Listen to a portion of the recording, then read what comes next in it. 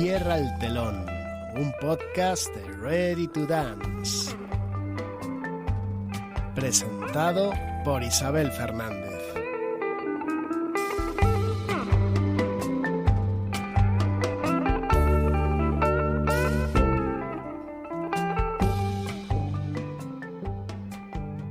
¿Sabías que en la danza el vestuario no solo acompaña el movimiento, sino que forma parte de él?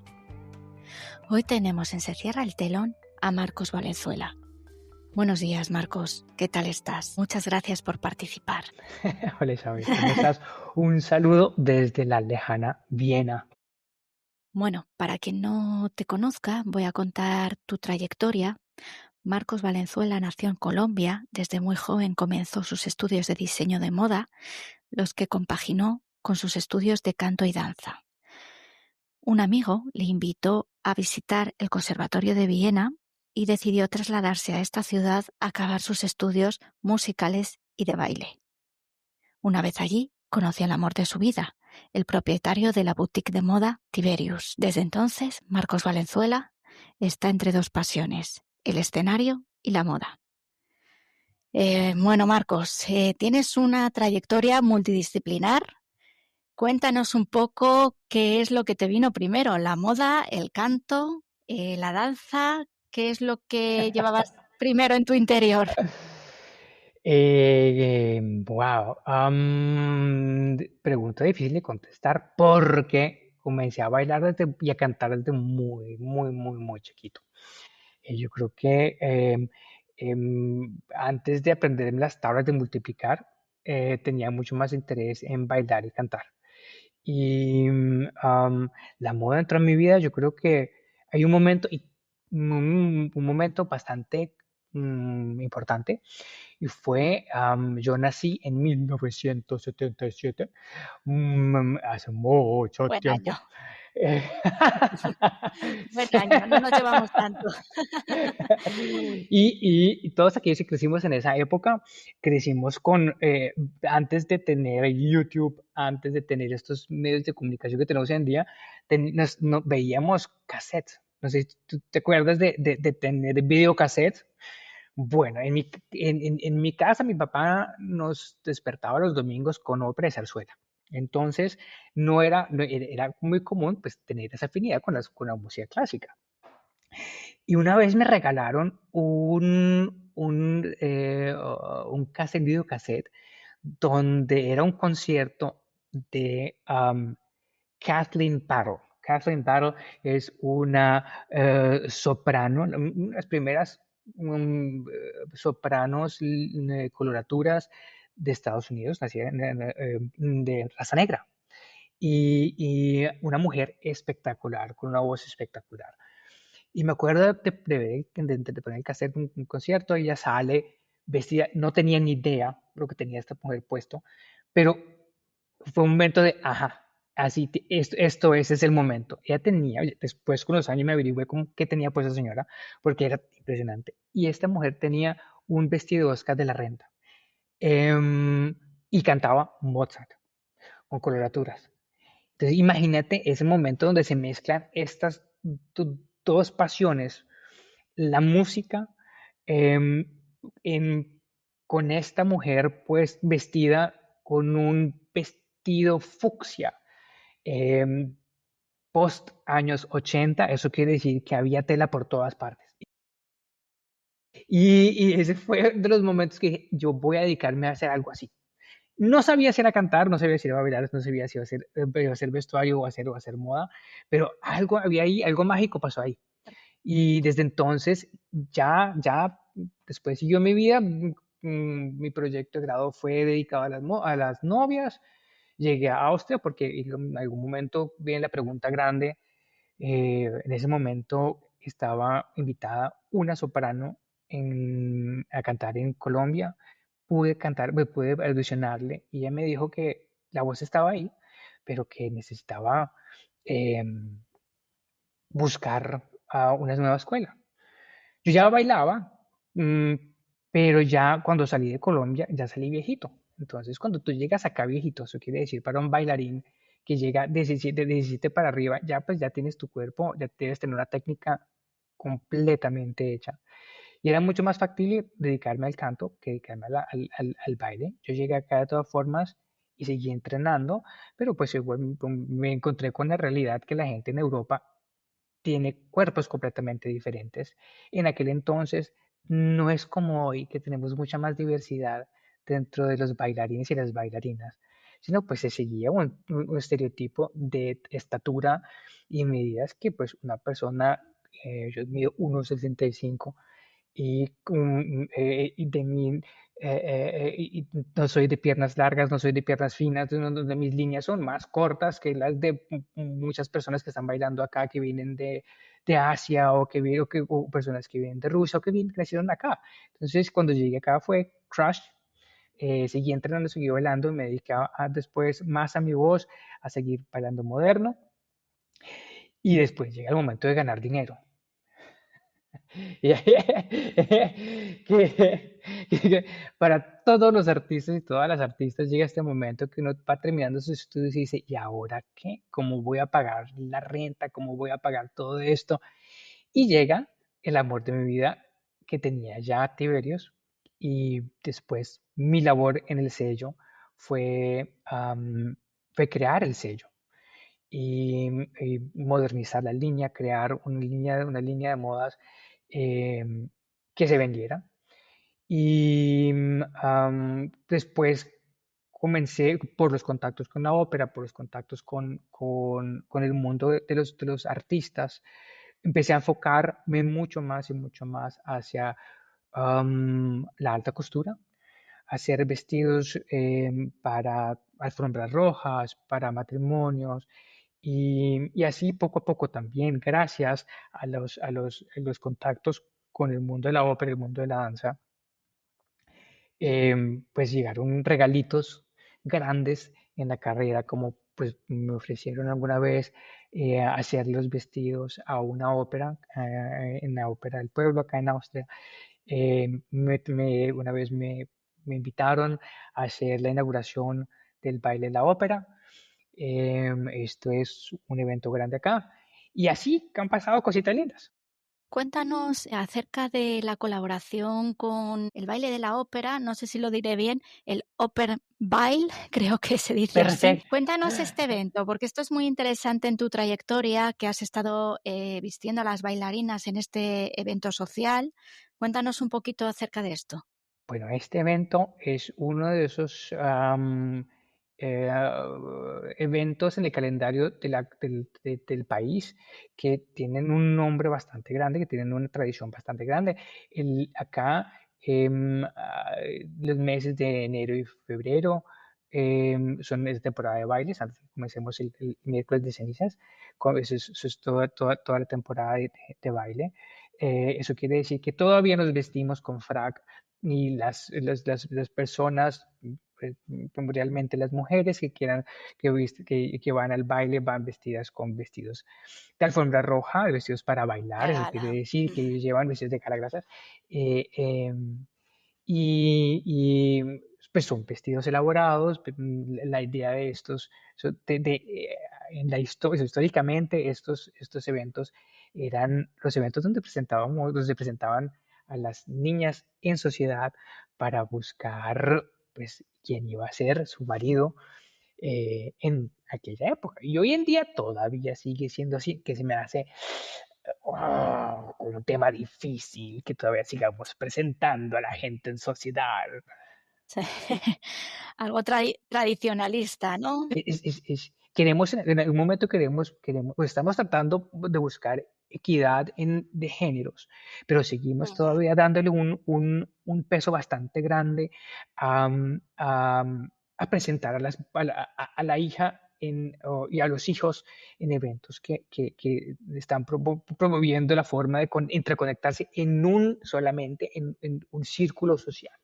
Em, Te diré que últimamente en España he escuchado también que se está volviendo a hacer lo que se llamaban las puestas de largo. Pero impresionante. ¿Qué será lo que no sé? ¿Qué será? ¿Por qué estamos buscando este efecto?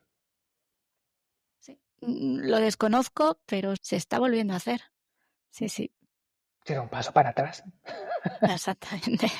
Y es completamente antagónico a todo lo que pasa, a todo lo que está pasando alrededor del mundo, porque estamos buscando, vamos a demostrar en el momento que pasan atrocidades La grandes, igualdad, ¿no? la Mm, igualdad, la diversidad, la mm. igualdad, la equidad, todo estamos, ese es para mí,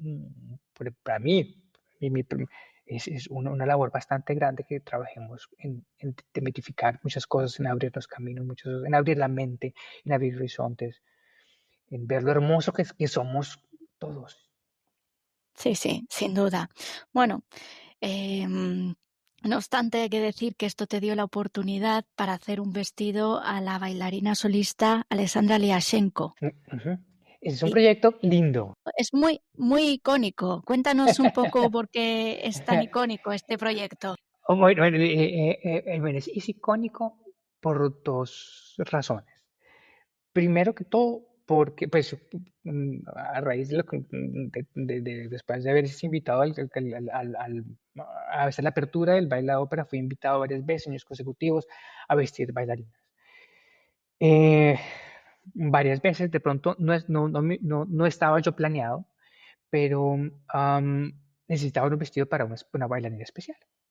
Entonces me llamaron, me dijeron, mira, tenemos esta bailarina, ella viene de Ucrania, entonces le dije, perfecto, pues encontrémonos.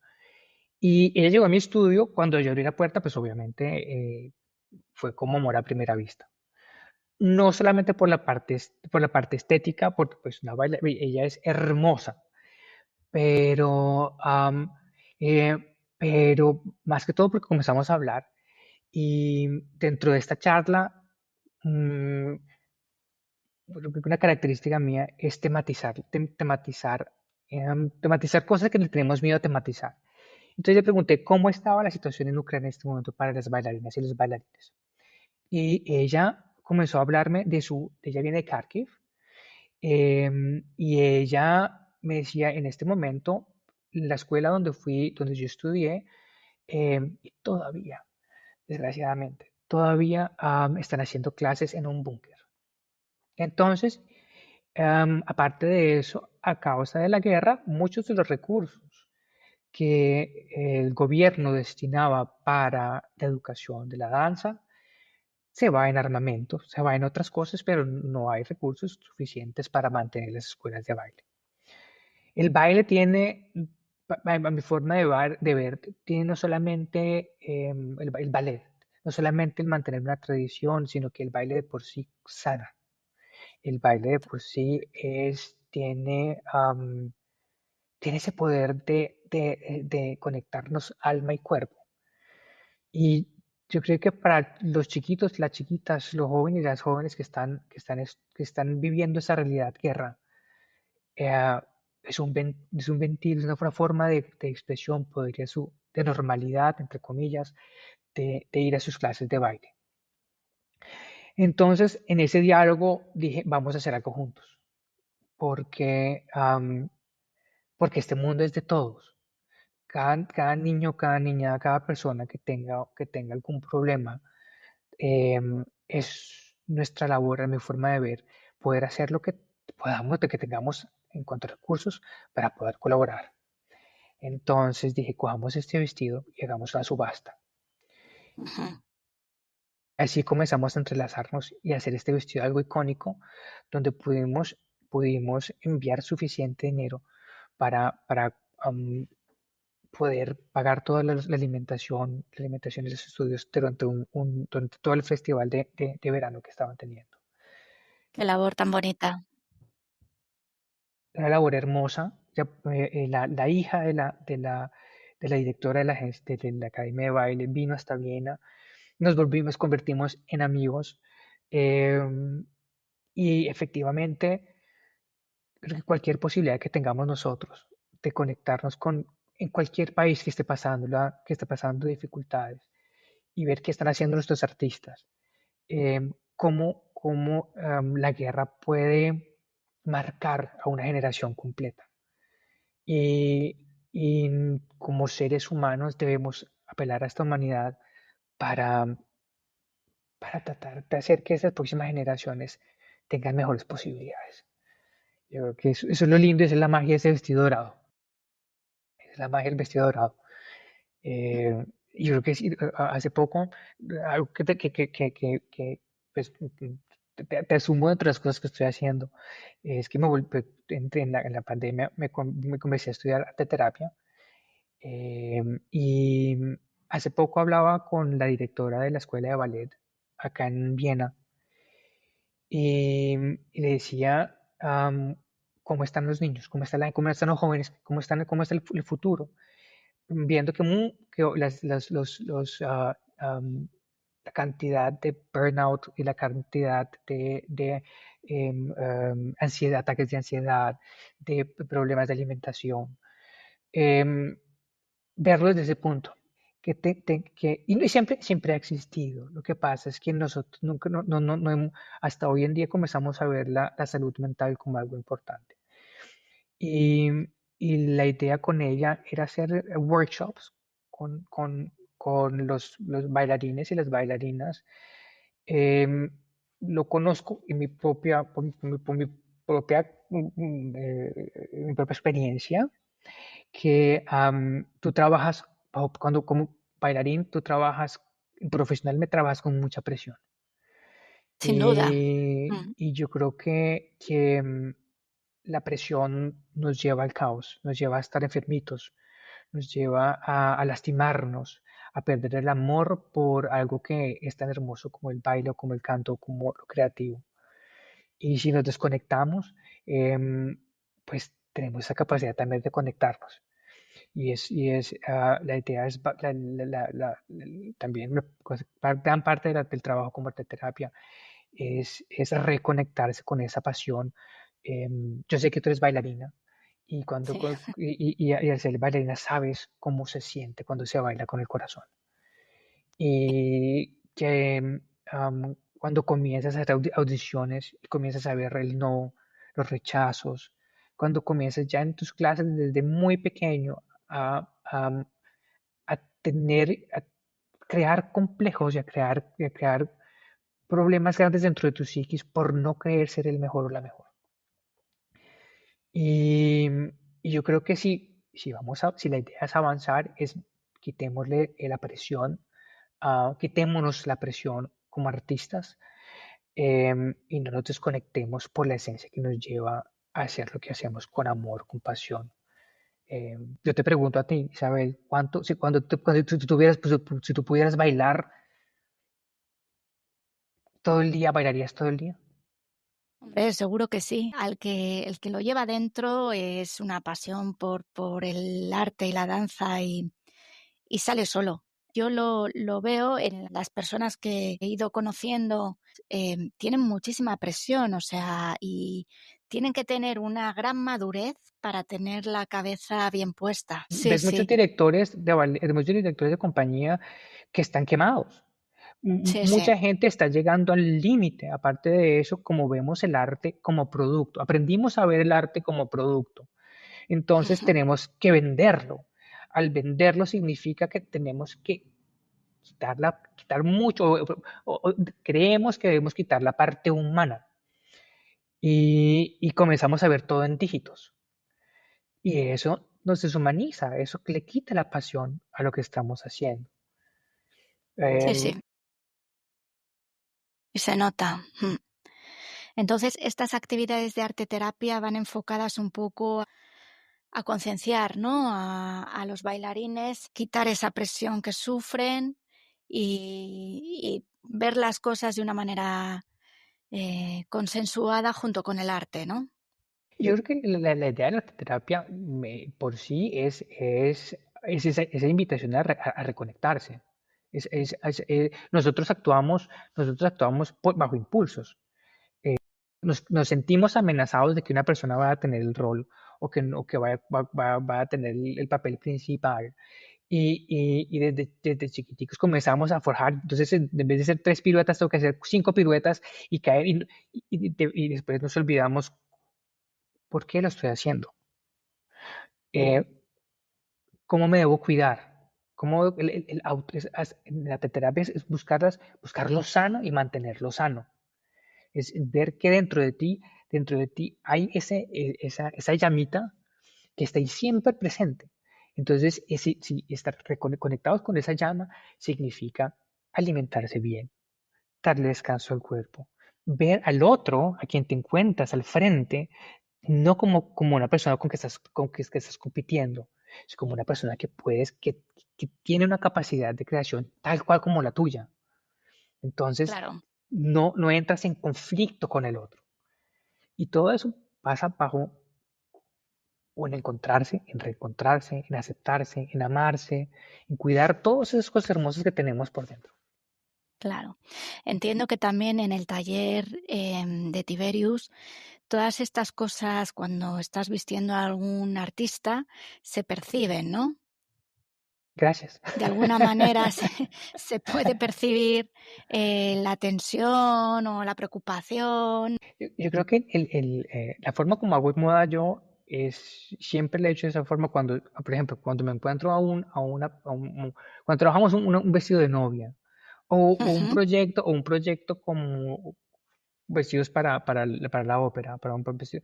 em, Algunas veces ves vestidos hermosos puestos en mujeres muy lindas y dices, pero ¿por qué no funciona el vestido? Hay algo que no funciona. O sea, puede ser carísimo, puede ser costosísimo, puede ser la mejor, pero algo no funciona. Es entrar en la máscara.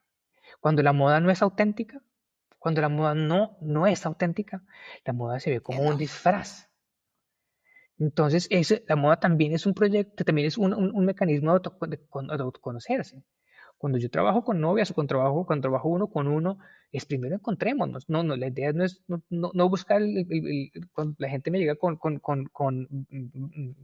fotos de vestidos de Valentino. Uno, no copio. Segundo, demos ese paso extra de conocernos, de ver qué me sienta bien, cómo me siento segura o seguro. eh, Descubrirse, reconectarse. Entiendo. En la creación del vestuario de la ópera El milagro de Elian, vestiste a los personajes principales. ¿Cómo Exacto. fue esa conexión con el mundo de la ópera? Hermoso. Hermoso, hermoso. Fue un proyecto hermoso porque, pues primero que todo es Congold. La música de Congold es una música que por sí es una música tan completamente bien escrita, tan bien elaborada, tan sensible, es hermosa. Entonces, ya desde el principio es una, es una música muy bien escrita. Y segundo, pues es concertante. Entonces no tenía que vestir personajes, sino tenía que vestir personas. Y citar a los personajes, más no hacer un disfraz. Y también fue lo mismo, fue entender a la cantante, entender quién era la cantante primero que todo. Fue un proyecto que aprendí muchísimo porque la cantante principal es una soprano que está una semana en una parte, otra semana en otra parte. Había días, eso fue una logística grandísima poder hacer el vestido principal, los vestidos principales, em, porque ya fue eh, un maratón. Pero el trabajar con músicos, el trabajar en un teatro, me causa mucha pasión porque vengo por ahí. Claro, Entonces, claro. no me olvidaré nunca una vez para el padre de la ópera, fui a hacer unas pruebas a la ópera del Estado y, y estaba tras bambalinas. Y cuando me volteé a ver la sala, wow, yo creo que fue uno de esos momentos mágicos donde hay un agradecimiento enorme porque muy probablemente nunca bailé en la ópera del Estado, pero mis vestidos sí estuvieron pues personas que estuvieron ahí. Bueno, Entonces, de alguna manera estuviste sí, de alguna forma se en manifiestan las escenario. cosas. Claro, Sí, claro. y yo creo que de las cosas hermosas, yo me siento una persona muy agradecida porque me han pasado cosas hermosísimas en mi carrera. Me alegro. Bueno, estamos llegando al final de la entrevista y vamos a pasar a las preguntas que las hemos bautizado. Esto es Se cierra el telón. Las hemos bautizado preguntas del camerino. Entonces, la primera pregunta es si tienes algún lema o frase o alguna palabra pensamiento que te ayude en el día a día o que ayudes a nuestros bailarines en este proceso de arteterapia en el día a día pues a quitarte esa presión o a visualizar el arte de una manera pacífica. No sé si lo puedes materializar en una frase, en una palabra o en un pensamiento. El pensamiento es cerrar los ojitos, respirar con profundidad y conciencia. Y yo creo que ahí pasa, ahí es un acto mágico, tanto desde la parte, lo que hace el cerebro con la respiración, con lo que hace con el cuerpo y lo que hace con tu alma. Yo creo que hasta que es el poder más grande que tenemos nosotros es tener una respiración consciente, porque estamos vivos, porque sentimos que estamos vivos. Sí, sí, es muy importante. Respirar de manera consciente ayuda en muchas facetas de la vida. Sí, Imagínate estoy bailar de sin poder acuerdo. respirar. Exacto, por ejemplo. Y bueno, tenemos otra pregunta. Nos gustaría saber qué serie televisiva o de plataforma o qué podcast, ya nos has comentado que tú en el pasado elaboraste un podcast, qué podcast que escuches te está dejando huella. Uy, Isabel, qué pregunta. Puede ser de cualquier tema, que estamos abiertos. Bueno, mi labor como arteterapia se ha desarrollado, llevo ya 5 años estudiando, llevo 2 años en práctica, aunque estoy educado para acompañar todo tipo de lo que se manifieste, mi, espe- mi enfoque ha sido durante estos años acompañamiento paliativo. Entonces, yo trabajo en una clínica, trabajo en un hospital acá en Viena y comenzamos un proyecto piloto de acompañar a pacientes y a familiares con una terapia en un marco paliativo. Y, y en este momento estoy colgado a un podcast de la Asociación Paliativa Austriaca y es magnífico la importancia que le estamos dando a, si nos educamos para nacer, hay que educarnos también para morir. Y, Esa es la y otra derivada. sí, sí, entonces el encanto de lo paliativo es volver a reconectarse con, mientras tanto que estemos en este campo que se llama vida, vivámoslo. Y cuando ya se esté acercando ese final, vamos a educarnos para saber qué va a pasar. Y no tener miedo porque hace parte de lo más natural. Y entonces te estoy pegado a ese podcast porque son invitados y invitadas que demitifican y humanizan realmente que ese proceso es un proceso que vamos a vivir todos y todas y que es un proceso donde también podemos llegar con información y sobre todo terminar el círculo de vida con mucho amor. Muy bien, pues tomamos nota. Bueno, Marcos, hemos llegado al final. Muchísimas gracias por participar. ¿A Estoy ti? segura que con este proyecto de arteterapia vas a ayudar a muchas personas a concienciarse de lo importante que es tener una buena salud física, pero también mental, para consensuar todo nuestro bienestar en el arte. En concreto en el arte de la danza y en el de la moda. Muchísimas gracias. Es muy linda la entrevista y te deseo desde aquí para allá un montón de suerte. Muchas gracias.